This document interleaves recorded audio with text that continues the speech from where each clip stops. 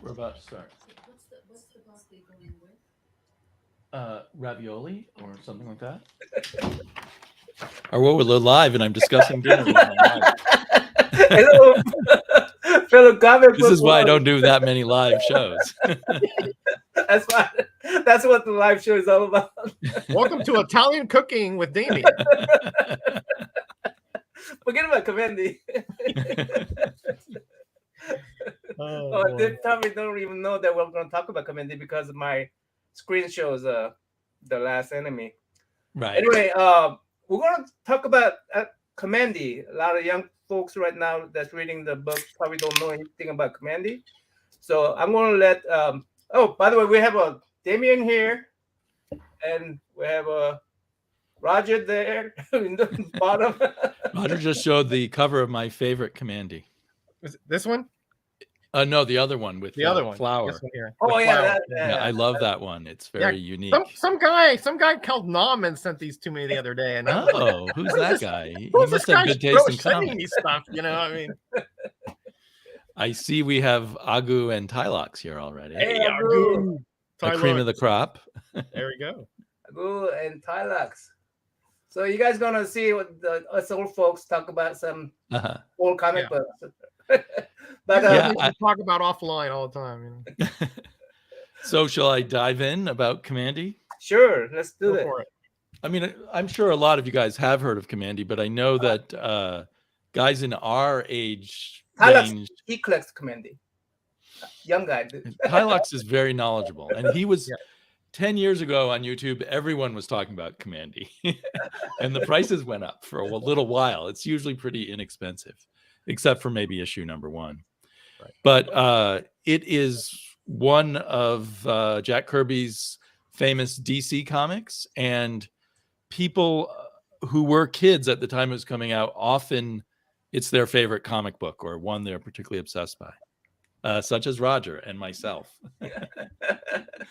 And it's a post-apocalyptic story, but as we were discussing, maybe it was not a nuclear accident, but some other great disaster that caused the animals to evolve into intelligent creatures with civilizations, and the humans to kind of devolve and be almost animal-like with some possibility of intelligence.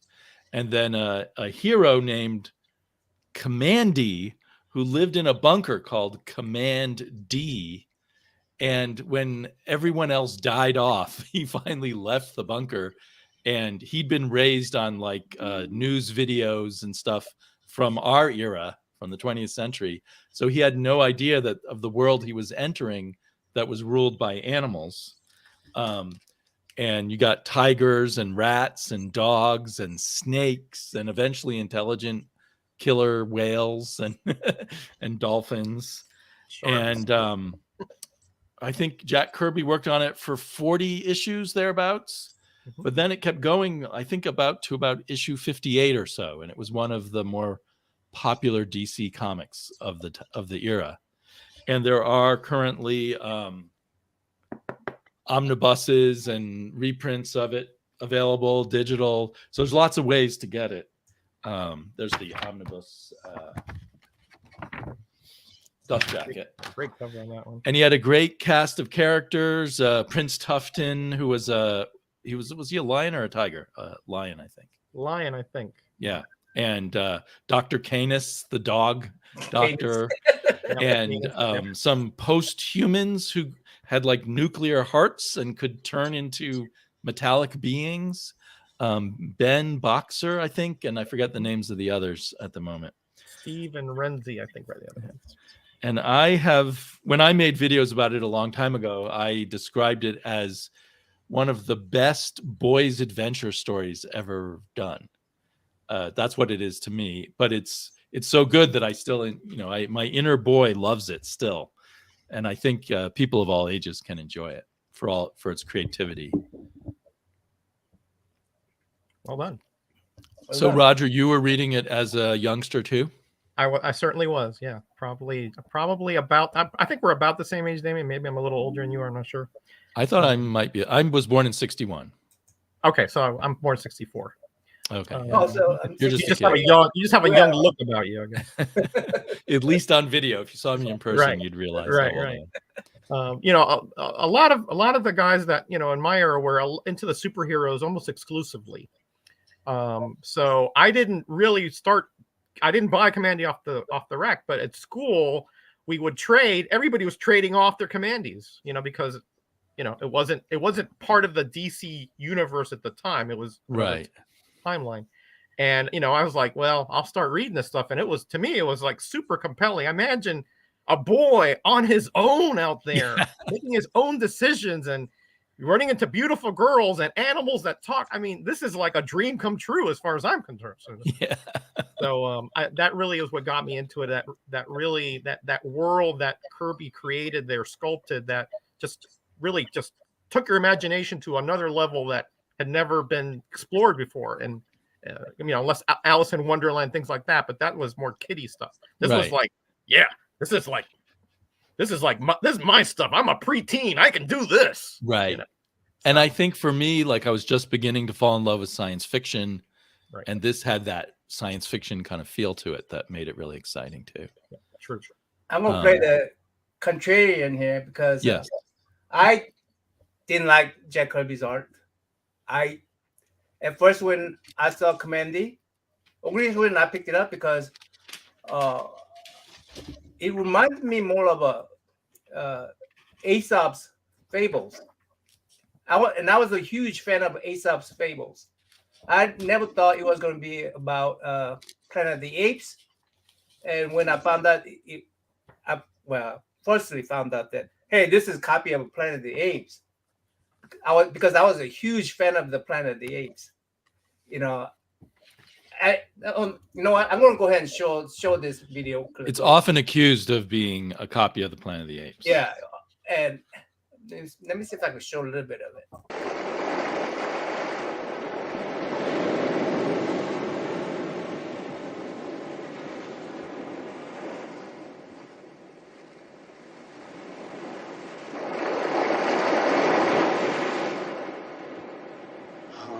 God.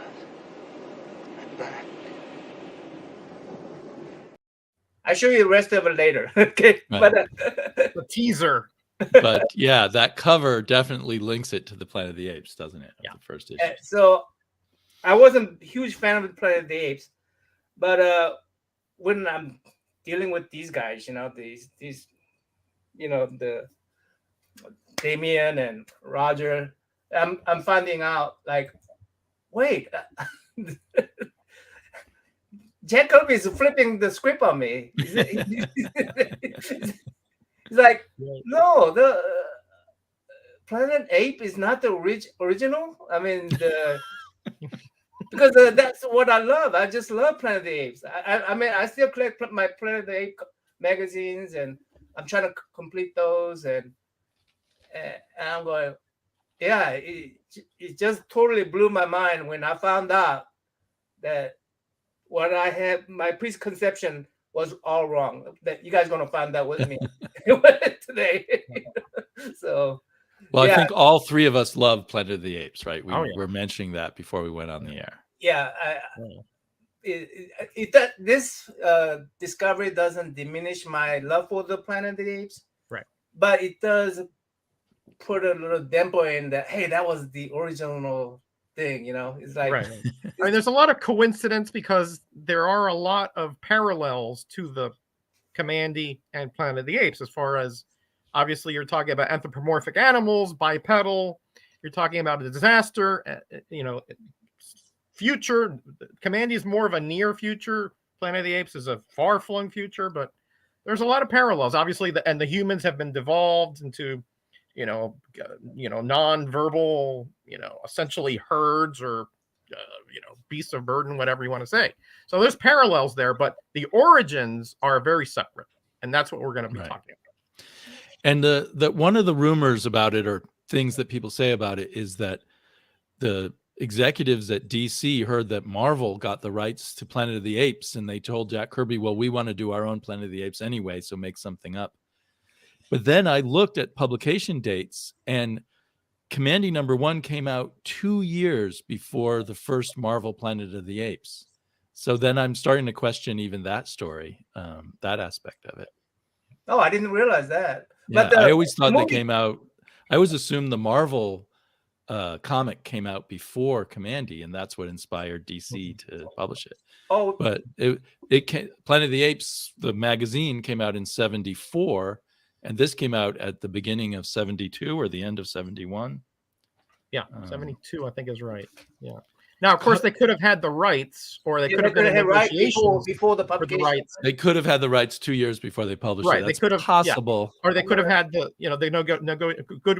good faith negotiations going on at the time. So they're Right. not going to go talking to DC during that. So that's possible. Yeah. It's possible, yeah, but it seems a little less like a possibility to me now that I see Yeah. those dates Yeah. and the other evidence that we've seen. It could be they just didn't want to pay up either. So, That's a teaser. We're going to talk about other evidence as we go along. hey, Shop, how you doing, buddy? Hey, Shop. What's a Planetary? Planetary was a Star comic that Marvel did during the 80s. Yeah, I don't know much why later. that came up. It was in the future too, but it was Probably because of the word planet. Planet. Oh, yeah. I think it was pretty fun. I mean, it was a kid's comic, but Yeah, it was cool. All right. So you think how should we proceed? Introducing the next topic, guys. Well, Kamandi was created by Jack Kirby. You know, we had talked about this previously. Whether it was as a response to Planet of the Apes or because they didn't get the license or whatever, you know, Jack Kirby was the one after the Fourth World or right at the end. He's the one who took over. By the way, this was his most successful DC title, running 40-some issues. Right. But this concept was not started at DC Comic. It was started in Harvey Comics and what Damian discovered during a strip too. And I think Nauman has the public domain story that we can read so you can see where this originated in 1957, guys. Oh yeah, let's go to that one then. Okay. This is from September 1957, and it's called The Last Enemy.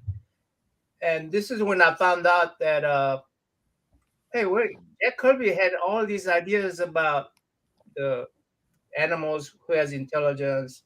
I mean, it's not like these stories not been told before. I mean, like just like I mentioned Aesop's fables.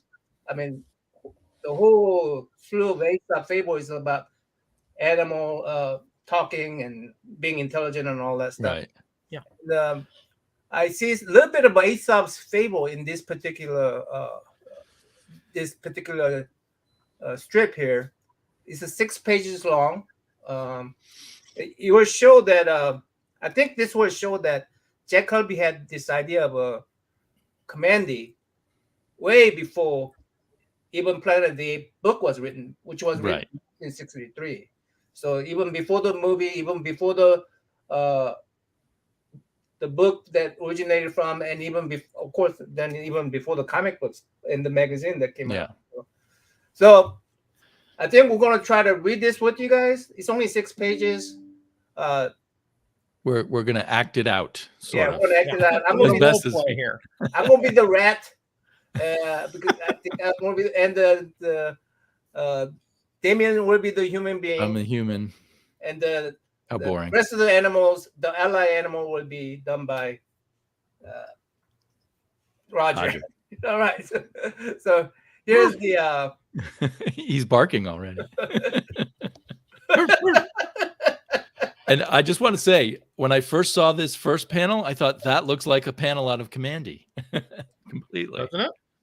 Yeah, down to the way the uniform looks and stuff. Yeah, this is 57, right? So yeah. All right.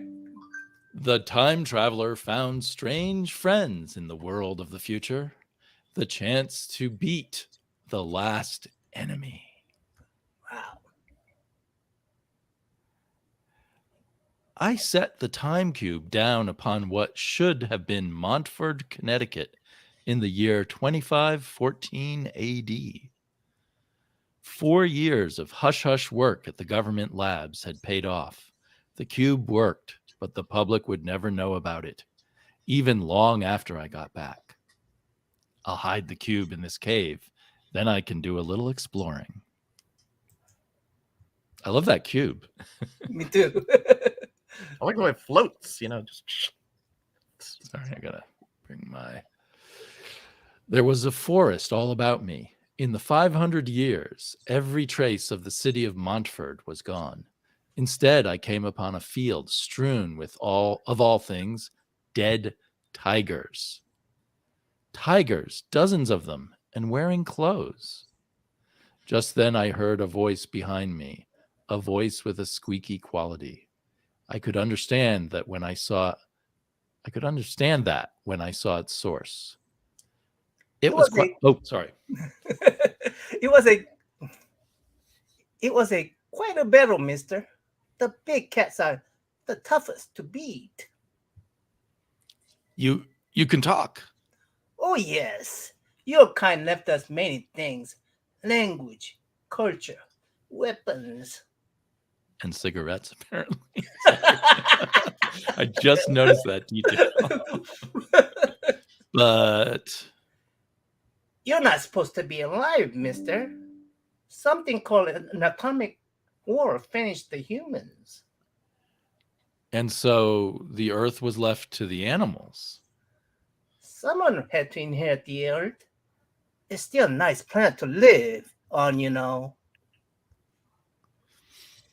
There were so many questions to ask, but the impact of mankind's tragic end struck so deeply that it left me stunned. I turned to the creature when I heard him snicker. What do you think is so funny? The lights didn't go out entirely after the knock on the head. I felt the pain and caught a quick glimpse of the ground coming up to meet me.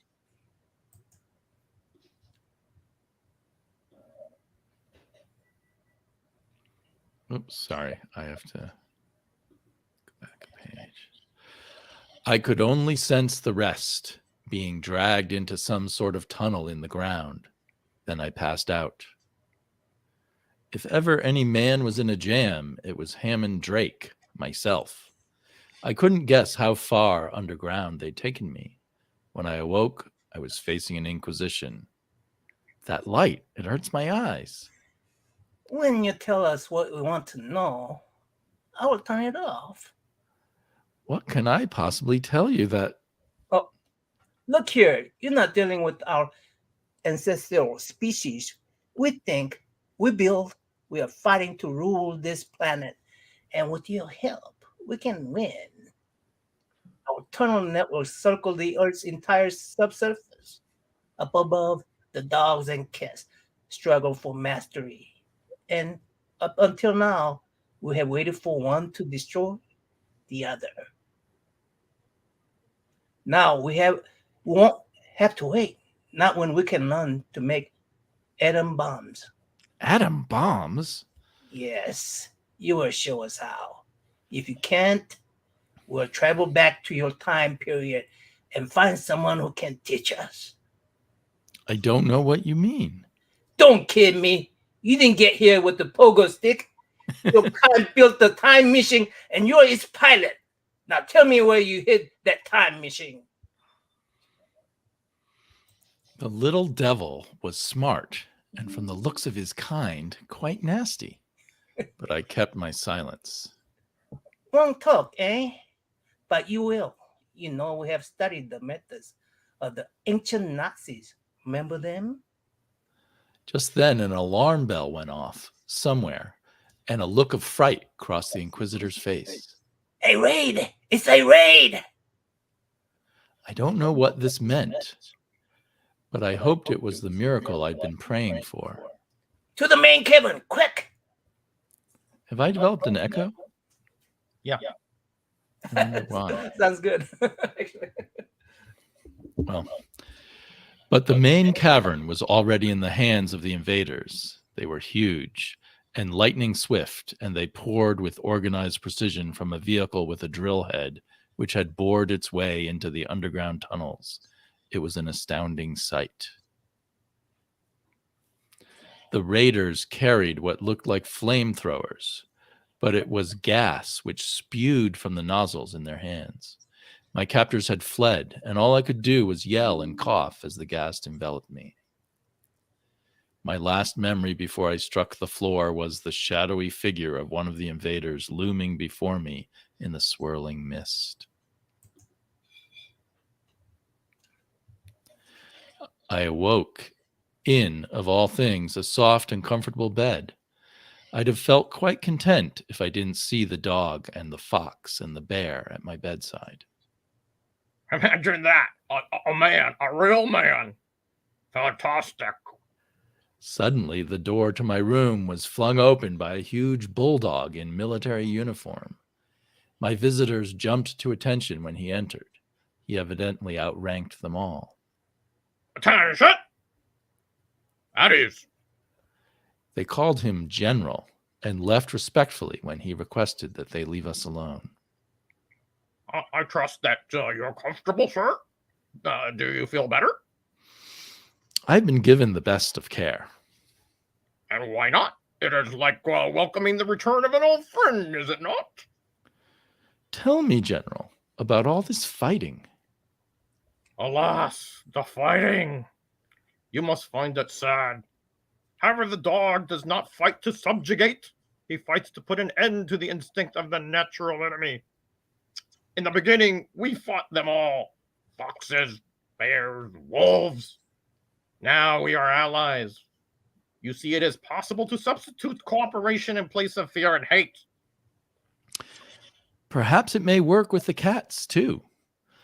But as for the rodents, that kind of animal was different, and he knew it. Not only cruel and vicious, but exceedingly smart. They were the big competition. In the end, it would be the rodent against the entire animal kingdom. Yes, it will be them or us. Then there will be peace for all time. I think I should favor a victory for your side, General.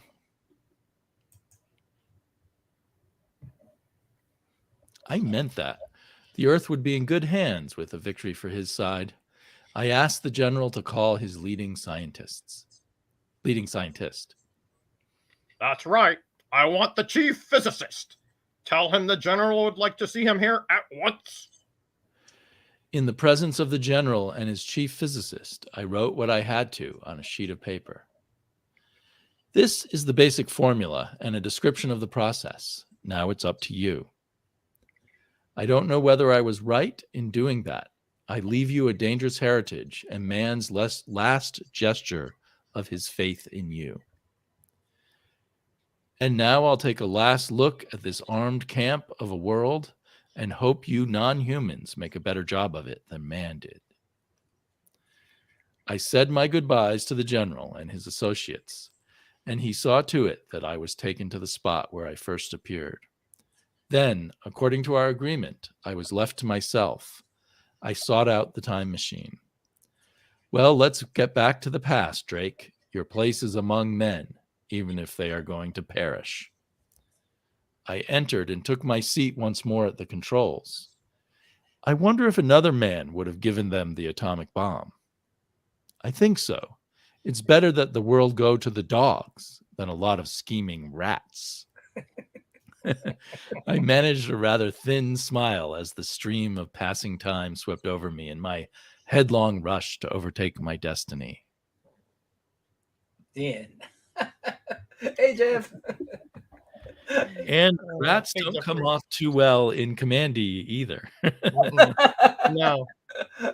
Yeah. And throughout Kamandi, there's all these different kingdoms of different animals, right? And so that matches kind of the setup he had right there at the beginning of in that other story. Yeah, a lot of the animals sort of have characteristics that we attribute to them. Right. The lions are very, much in, kingly and command and so forth. And then you have like the sloths, which are just like these very slow-witted things, right, et cetera, et cetera. And the rats are basically like foragers, or they steal from other people. Yeah, they're opportunists. That's their whole existence. Yeah, yeah. The reason I say this remind me of a Aesop fable because the way the last statement he said, I think so. It's better that the world go to the dogs than Dogs, to the right. rats. You know? Right. You're Right. right. Yeah. And one of the most positive characters, not a bulldog, I'm not sure what kind of dog he is, but Dr. Canis is a very strong character throughout. Yeah, So it's that hard love to tell of the breeds dog. there. It's Yeah. it's very tough. Yeah, Canis is obviously is highly intelligent and he's a friend to Thanks, Kamandi Jack. throughout. He made a good rat. I knew I was going to make a good rat. You did. You did, but you did. You And had Roger you made a had very that- lovable dog. Yeah. Oh man.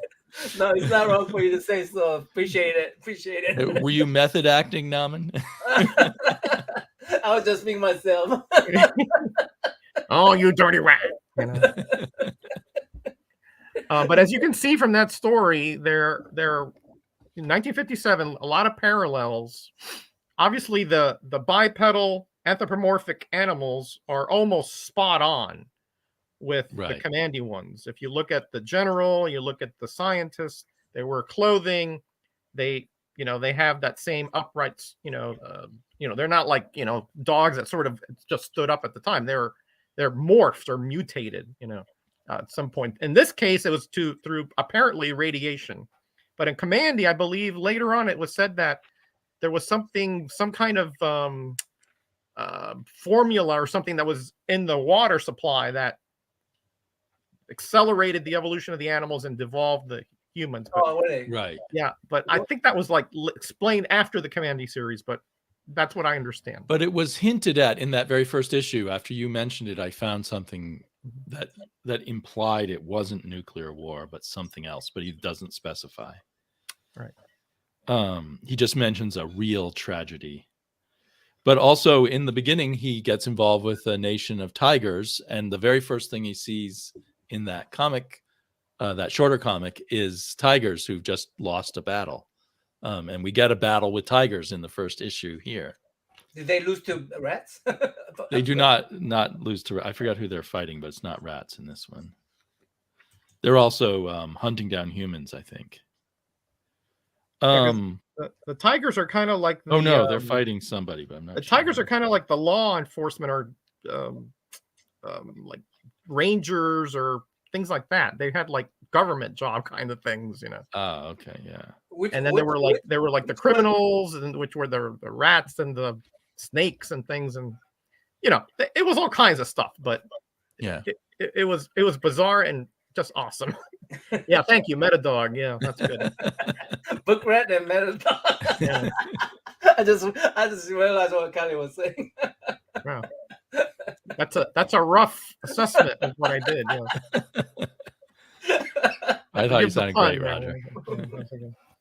So, But the parallels are there, though, guys. I mean, we have obviously this is the far-flung future, but that you have, you don't know what humans. I mean, I guess they're all dead at this point because you don't see Right, any they're others. completely wiped out in this Completely case. wiped out here.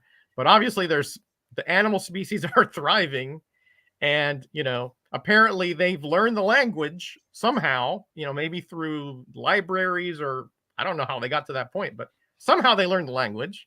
Comic book And logic. Yeah, maybe there were a lot of comics, lying around, and like Damien said, I forgot about that. The guy's smoking, so vices are there. They have. Kamandi does find some comic books in Yeah. the Yeah, he Higgs. finds Right. some Right, references. he does, And yeah. in that Superman issue, they have the stone comic, the comic that's graved into the stone. Mm. So Right, kind of a right. historical document there. But For those so who there are don't a lot know, of there's a parallels. famous issue of Kamandi where they find Go ahead, Superman's show. Go ahead, outfit, show. Right. but You not can show that one. Superman himself. Yeah, I have it over here. Yeah, and it's I read this one the other day, Nam, and I had never read this one before, and it's fabulous. I mean, Ben Boxer, they mistake him for the Mighty One, and so like with his powers and Kamandi sort of helping him along, he gets by these trials to prove that he's the Mighty One, but one of the apes doesn't buy it and wants to steal the costume, and it doesn't end well for him. Let's put it that way. But I mean, another thing is that besides from this story could actually be a this time traveler is time traveling into the Kamandi's universe. Possibly, yeah. Yeah, could be. With a few slight differences, like the nuclear war Oh. aspect. But yeah, And that could have still happened, right? Yeah, it could have happened afterwards, I guess. Or they could have, Like like Planet of the Apes, where they found the nuclear warhead and it went off. I mean, well, it didn't go off Planet of the Apes, but I mean, it could have gone off, and who knows? Well, that's Jackson Roykirk, you can pick up any issue of Kamandi. Make sure Jack Kirby drew it, but other than that, Right. any issue of Jack Kamandi will be good. You don't have to read them in order. Yeah. remember that book you showed me that it has the first 20 collected issues that I think that's still available. Oh, is that still? That's like a paperback. Yeah, and there's paperback. this omnibus. Maybe that's out of print now. I don't know. Yeah, the And then paperback is still available. in like cheap Yeah, bins, that one's I got that one too. this one reprints several key issues of Kamandi right there, and I'm sure this is now in the bargain bins because the Kamandi challenge was not a successful Right. endeavor, unfortunately. That was like when they left a cliffhanger, and then the next team had to come in and resolve it. Yes. Yeah. And it kind of went the way you would think when you do a round robin, that it just Right. gets more and more confused and makes Confusing, less yeah, and less sure. sense as it goes Yeah. on. Yeah. It had some great art in it, but the story itself was Well, if we are tingling a little bit of your appetite for Kamandi, let me give you my opinion, right? And that is, like I said, maybe we started from different fronts here, but it is the longest running Kirby series in DC. So what does that tell you? That that at some point there was an audience for this that was really into it. It's like Damien said, you can pick up any issue and sort of get the gist of what's going on, and that's the brilliance there of Kirby. And the fact that it is not really connected to the outside DC universe means that it's a very tight story. He didn't have to worry about, did this affect JLA or does this affect Legion of Superheroes? No, right. This was his vision, and the way that he used it was very streamlined. Even So you might call it pure Kirby because Pure there's Kirby, nothing right, interfering with it. Agreed. Yeah. even your Superman story, the one with the Superman, that could be just a human being suit. I mean, it could be just Exactly. cosplay suit, Right. right? Yeah. It didn't have to be. People just found the comic book and go develop the mythology for it, right? It could be Christopher Reeve's suit. Yeah. And it was open-ended. You don't know if Superman survived or he didn't, because Right. they didn't know. They know the suit was there, but the legend was he survived, but there's no evidence of that. So it was open-ended. Like I said, I wasn't a fan of Kirby at all, and when I found out that he contributed so much to the comic industry, you could almost say that the comic industry would not be here without him contributing all that work. Well, I mean, I think that's a we don't know that. Yeah, I mean, yeah. I mean, The comic lot of industry people would look know. extremely different. yeah, it would look into right. I would say that like Fantastic Four probably wouldn't be around, because that was a Kirby conception back in Challenges of the Unknown, and notice that he drew that through 101 issues. Okay, Yeah. so that tells you how invested he was. That was like his thing. That and Silver Surfer, I mean, that was his thing. He really Right. loved those two titles. Yeah, but he probably had a lot to do with the origin of the X-Men, the origin of the Avengers, all kinds of other characters. I think we would have. I like to think we would still have comics without him, but No, I think American comics. I started to Yeah, overstating stuff You here. could say that. Maybe the whole thing would have collapsed if Marvel hadn't become popular, but I don't know. I would think certainly DC Comics would have still gone on because his imprint there was after a lot of the characters had been established. Right, And Marvel, he came in right at the beginning, so you can argue that would be affected greatly. Right. But it Right. sometimes can be argued that if Marvel that comics were on the way down, and then Marvel kind of exploded and created a whole new generation of comics fans that may or may not have existed without Marvel. But that's very speculative. It is. It is. Yeah, You it's know, we just, just don't know. of course, a very, like Sweepy like to say, it's very subjective opinion. Right. Well, because we don't know. I mean, somebody else could have filled the void and created something maybe not similar, but something that would have, you know, continued and grown the Marvel universe as well. Right. Yeah. Yeah, good point there, Superhero Callie. comics. Good point. Good point there about Steranko. I think that's a very good point about his influence on Steranko. I agree with I that. don't think you'd have Steranko at all in comics without Kirby. Yeah. Yeah, I I agree. think if you look at the early Steranko, he wants to be Kirby, and then he has a bunch of new ideas that he's laying on top of it. Mhm. Yep. But I don't think I think superhero comics would be very different without Kirby, because even in the very early 40s, he was the one that everyone else was looking to on how to do superhero action. If you listen to interviews with old comic book artists, they'll all talk about, oh, we looked at the way Kirby was doing it. So he was the go-to person for superheroes for several generations. I just wanted to show you something. Let me show you. I want to show you this frame right here.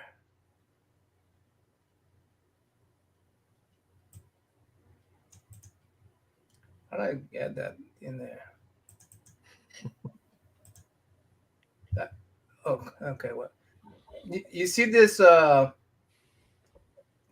you see the switch line? See what? The what? The guy swing his rifle at the bottom right there? Yeah. at the this Right. last frame here. Yeah. He don't hasn't see it. swung it yet. No, he swung it.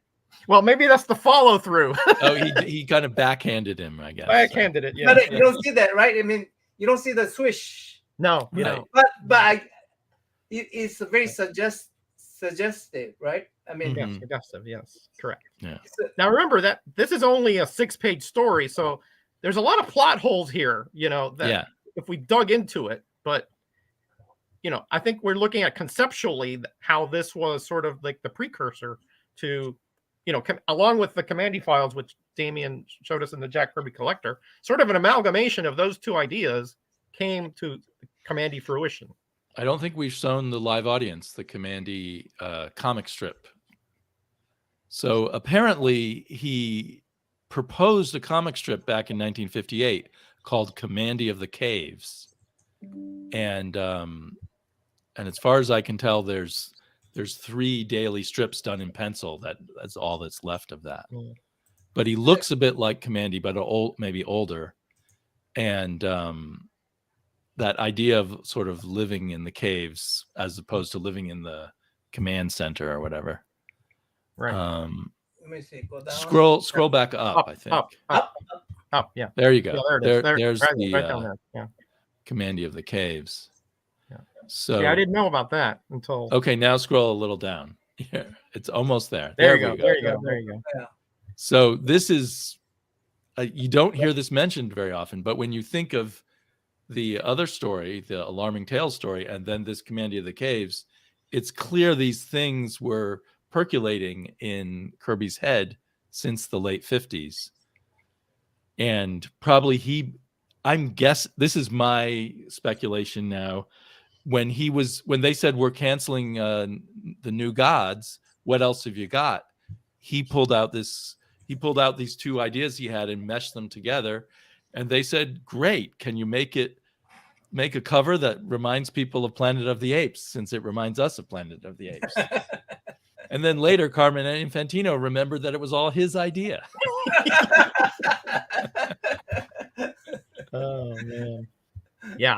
I think that's a very logical conclusion.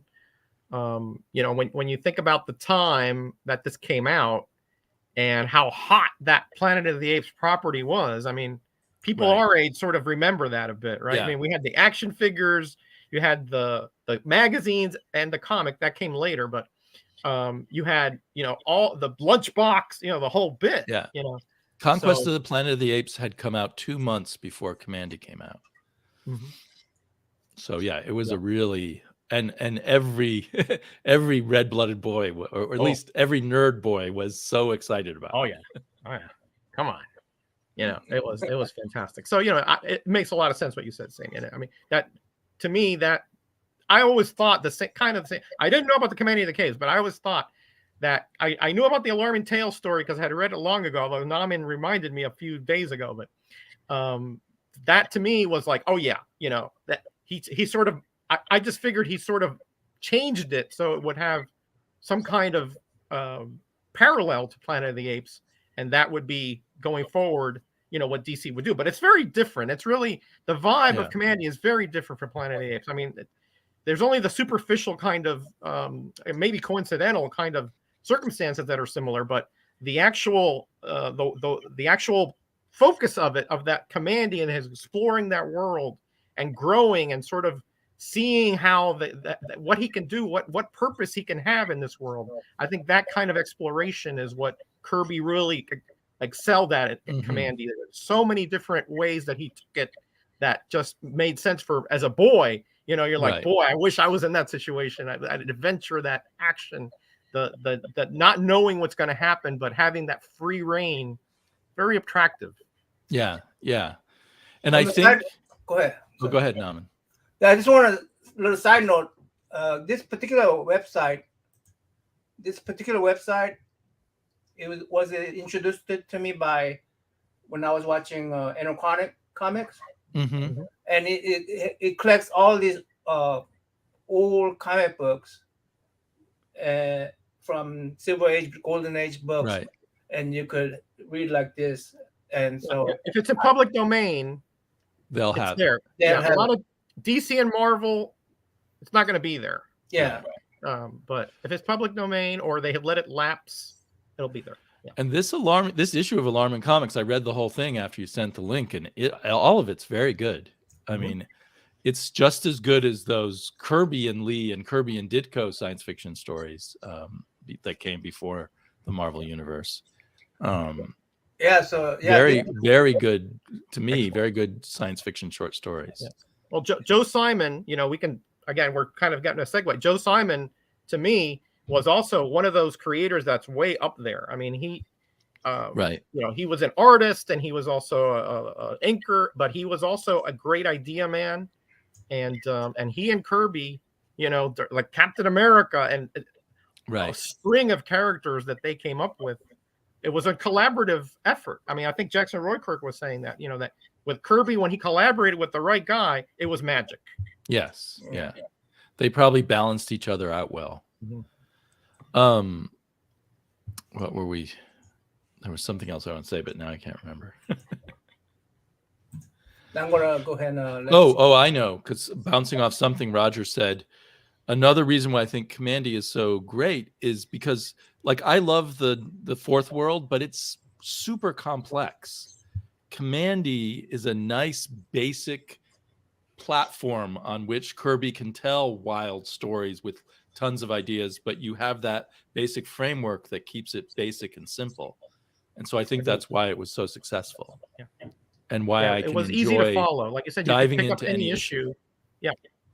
Yeah, you can dive into any issue and sort of, hey, okay, this is a dystopian thing, with this. Right. And by the way, it says Kamandi's the last boy on Earth. That's not exactly true. Yeah. I mean, I would say he's the last intelligent, normal boy on Earth. Yeah. Right? Because you have Ben Boxer and his friends, and then you have the humans that did survive, but they're, stunted. There are some, like Flower and a few others, that are more intelligent. Some hints of intelligence. Yeah, they're developing, right? Right, but not to a very high level. Just sort of right. Like third grade level, perhaps most. So I think this is I just want to show the last part. Right. Damn you! God damn you all to hell!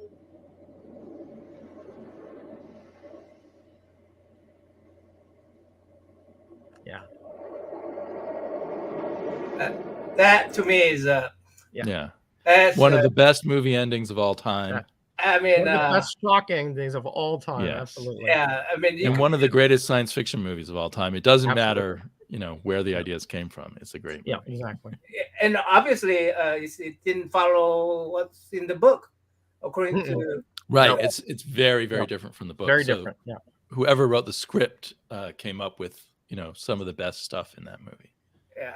Yeah. The screenplay is I would say it's very much in the vein of it as far as the spirit of it, but the way it occurs is very different than the book. Yeah. Thank you, Miss Willie.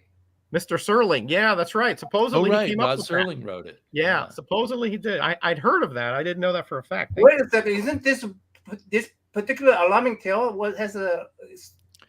No, the No, movie, no. the script Movie. for Planet of the Apes. Yeah. That Yeah, no, last scene. I understand that, but I thought I saw some Sterling stories in this particular book too. Not He that I wrote know comics. of. Does he Now give there credit? was Writing Gold, credits? Gold Key did have a Twilight Zone series, That would have been later. but that would have been later. That's correct. Although Serling was He was already a well-known screenplay writer in the 50s. correct. He was already doing stuff here. Yeah. What's it? Something of the Boxer. Requiem for a Boxer, I think, was a Requiem, famous yeah. 50s screenplay by him. Yep. Sterling may have read comics. I wouldn't be surprised because he I obviously read a lot of science fiction. Yep. So that's an Sterling interesting was, thought. He was good. That's another. His mind, would work things out so he would get you with unexpected, like not shocks, but unexpected shocked. endings. I was shocked. I was totally shocked. Yeah. No, I was shocked. Listen, when I saw the theater, and I was like, my mouth was like this big, like that, So I mean, I just okay, finally it's over. It's over. It's over. It's a happy ending story. Just, If you can call that a happy ending. you got the beautiful girl, and Yeah. He does have the beautiful survived, girl. and he has a beautiful girl. That's true. Yeah. I mean, then, He's got a horse, a beautiful girl, a gun. Yeah. yeah, you walk into the sunset, right? That's all you. Yeah. All you had to do was just walk into the sunset. It's a happy ending story. And I'm going. right. Then he hit you with that bomb. I mean, he hit you with that atomic bomb. Yeah. Of course, that sets up, the series of movies Right. that coming after that. So maybe they had already, thought, hey, we got a hit here. We're going to set up so that you're going to come in to see how that occurred now, because now it's not another planet like it was in the book, it's So I could see that I could see why people looking at this cover. I could see why people are saying, "Hey, that's a copy." Jack Kirby just copied this from the, from the Planet of the Apes. But I just want to, I recruited Damien, and I recruited Roger here because I'm just a new kid in the block, and I know I don't look it, but I'm the new kid in the block, and I'm going, Jesus.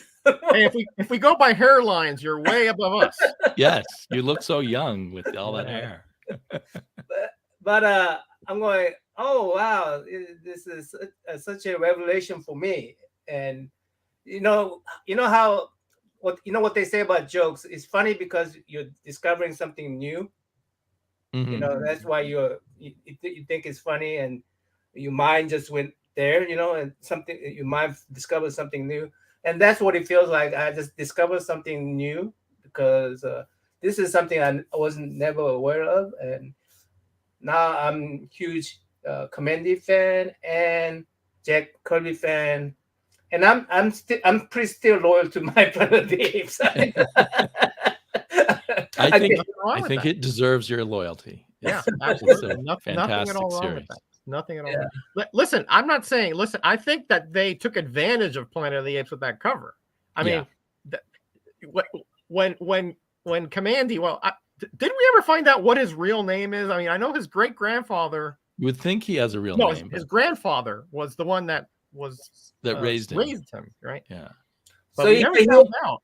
So if he was in Command Center C, his name It would would have been Command Command C. C. Yeah. But OMAC, let me interject this, and maybe Damien knows more than I do. But OMAC, which was a Kirby property, ties into. Okay, I guess I'm gone. I'm sorry. I'm sorry. I'm trying to remove this. OMAC. I think OMAC is sort of in the same timeline here as Kamandi, because OMAC, Billy Blank, I think his name was. Yeah. Or Buddy Blank. Yeah. Buddy Blank, right. When it ended, the base was Section D. That where those Build-A-Bots or whatever those things were was Section D, right? And then that ended, and then after that, you had Command D. Now, right? So it can't be a coincidence. I think you're right. OMAC ended very suddenly. If he had had a little more time, maybe we would have seen more clues. Right. But I think he wanted to join these together. So you guys trying to get me into Omex now? Yes.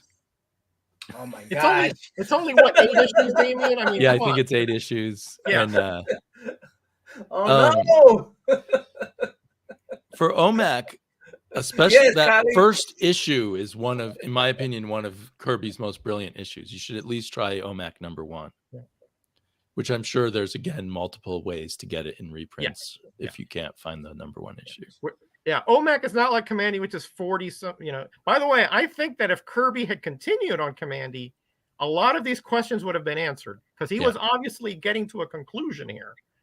But then he went back. He was having too much problems with DC editorial.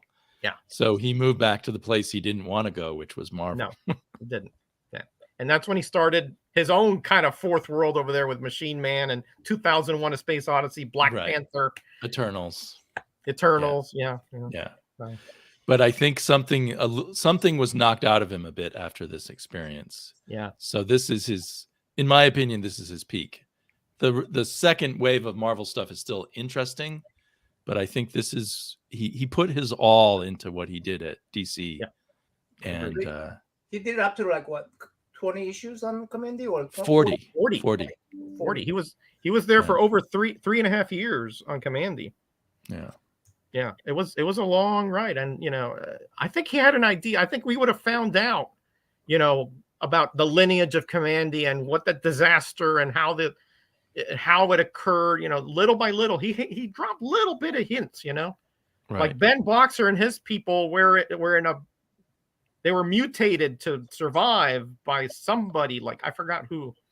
Yeah. So there was a plan after that disaster. In other words, they knew it was coming. So there must have been more there. We're not privy to, because he just left. Yeah. It's a bit tragic. It's his best work, and yet there's this tinge of tragedy that he didn't get to really finish any of it.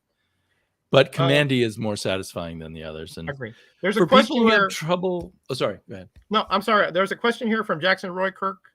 I don't know if you can put it on the screen. Damien, you take this one, because I'm not sure about this one at all. I can see there's a little bit of a. Which one? Was OMAC like No Man from Thunder Agents? No Man had multiple bodies, right? Right. That He could enter. transfer into multiple bodies. Yeah. And OMAC was a human body that was turned into a superhero by Brother Eye pouring energy into him. Right. So there is a certain sense of sort of an artificial man. And it's been a long time since I've read Thunder Agents. That's another one I want to do a big reread on now that I own every issue. Good stuff. Hollywood and the gang over there did a good job. But yeah, No Man. Yeah, these are all from 70s, right? These are all from 70s. 60s. The Thunder Agents from the 60s. Yeah, and OMAC from the early 70s. Nomax from the right around Kamandi, or maybe right before. I'm not remember. 73, exactly. 70. I think it was a little after the. Little after, okay. I mean, they were concurrent, but it was after the beginning of. Kamandi. After the beginning of Kamandi, okay. But No Man, I can sort of see that, because his consciousness was flaccid. In other words, it could go to other bodies if he got injured or whatever. But OMAC, you're right, was infused. So I guess there's a little parallel there. There might have, he might have read Thunder Agents and got his own. I mean, OMAC is just packed with ideas. It's just an incredible science fiction comic. Agreed. But Yeah, I'm sure, he was a sponge absorbing things from all over the place, and comic books, movies, books. But then whatever came out the other end through his brain was always pure Kirby, I think. Yeah. Okay, Jackson says, "Oh, I didn't realize he was human." Okay, well, listen, we didn't really get a good conclusion to OMAC because they had Right. like these kind of androids that he found out and later on in the series, Right. and it sort of intimated that he could have been one of those. And his name, Buddy Blank. Buddy Blank, one-man Army Corps. I mean, Yeah, we may have had all kinds of revelations if we it just had don't continued. really know. I mean, we're left with the impression he was human because it just ended abruptly there. But Yeah. At one point, they give him an artificial family so Yep. that will help him. And then that idea gets dropped or doesn't get returned to before the series ended. and I that was could always have been curious about then Kamandi could have been like an adoptive, because we don't know who the father was. We know that Right. he was if he was the grandfather, he was the grandfather. The father could have been OMAC. OMAC. Yeah, That would be interesting. that would be interesting. You guys. But I wanted to say on Kirby art, I mean, I kind of took to it pretty early on because when I started reading comics, there was just tons of Kirby out there, both in reprints, because Marvel was reprinting it like crazy. And then there were all these DC books. But it took a little while to wrap my head around it. But I think of it as being comic art pushed towards abstraction. There's almost a love of the movement and a love of just black lines that is in his art that goes sort of beyond realism or anything. He just is having such an exciting time drawing these things that there's squiggles and blobs and stuff, but it's all part of the action of creation or something. That's how I view it, because if you go from like Neil Adams to Jack Kirby, it can be very difficult because the aesthetic is so different. But if you Very think of it as being kind of an artistic expression of the excitement of comics, then at least might help some people get into Kirby better. I look at it as I'm a timid artist. Mm-hmm. I'm afraid to draw, right? I'm afraid to draw. And Kirby seems like he's just bold. He's the opposite. He's Absolutely. Agreed. Yeah, just Like bold. that. Yeah. Agreed. So he's not afraid to draw. He's just Yeah. I think Kirby didn't have any kind of he didn't have any breaks. In other words, he didn't say, oh well, if they don't, I have to sort of kowtow to a certain method. Even when he went to Marvel, he didn't do Marvel method stuff. Right. He did it his way, and that's what makes it kind of so unique in a sense. Because I agree with you, Damien. I see Kirby drawing there and him smiling. It's like, oh, I'm going to make this one, larger than life. I'm going to make this, bigger and bolder because, listen, when you're reading comics, you don't want soap opera, you want that. You want something that is dynamic, and you want something that's attention getting. And you can say whatever you want about Kirby's art, but it certainly was that. Right. It wasn't illustration. It was comic book art. It was not at all concerned with reality. It was concerned with telling stories and conveying big ideas and that kind of thing. Agreed. Yeah, but it isn't everyone's bag because it's definitely a very specific. One thing I have to admit, when I was his backgrounds, the technology it had to be something you cannot imagine, right? Mm-hmm. It had to be something you cannot imagine, and he put it out there where it's something that you could not imagine, and you go, okay, yeah, that belongs in future, and it still is not.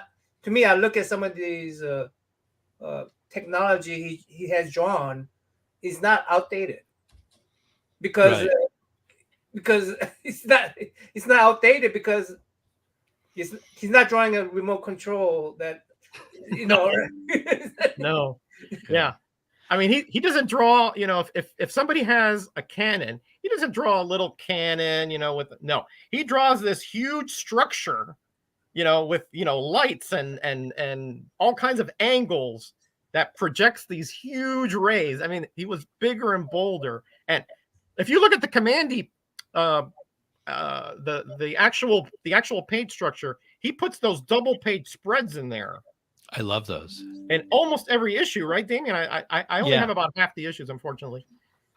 And those things you could plaster your room with that, and you would have the most awesome Kirby art wall in the world. It's just that good. Well, gentlemen, Oh, here. Sorry, go here ahead. he is reading the demon. Hmm. I There's always the one thought where that he was shows the funny. demon. Yeah. Yeah, I remember that. Yeah, I remember Yeah. Yeah. That demon's in better shape than mine, by the way. Hey, what is that? Time. I think we're almost done. You're gonna have to catch us on Rewind. Make sure you watch us reading the book. They say I did good, rat. Yeah. So, Naman, were you thinking we would come back and talk more about Yeah, Kamandi? I would love to. I would love to talk. Can we talk about the things that we plan as far as the like what's our favorite Kamandi issues on next, or you guys want to go to Omega? I have to go give me more books. But Do you want like us to each pick a favorite book and then we can talk about them? Or yeah, on Yeah, we Kamandi. can do that. Yeah, we can do that. Can we do that? Yeah, we can Sure. do that. Yeah. Sure. Yeah. Thanks, Jackson. Yeah. So yeah, I let's might- do that. Mine might not have it anymore. I have to see. What? But my favorite, I might not have it. But if The I'll Kamandi? find it. If you give me like a couple weeks, I'll get it. You know. Yeah. Or Hey, let you me sure know your which favorite issue not it is. one? I have doubles of most of them. Okay, I'll let you know. If you actually your favorite is not one where Karate Kick enters into.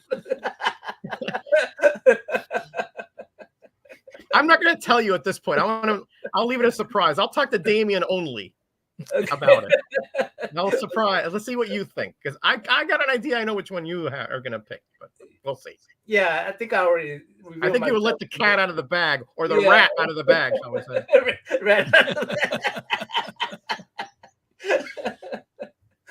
Oh boy, this was a lot of fun, guys. I had a blast. Very This cool was idea, really Naman. fun. I'm glad you And, invited Great me. idea. Yeah, great idea. You guys are. You And guys I are, learned stuff, which is like at my age, that's a revelation. You know, that I'm learning stuff at this. You know, the neurons are still firing somewhat. You know. You're never too old never too old to learn. until I you're guess. dead.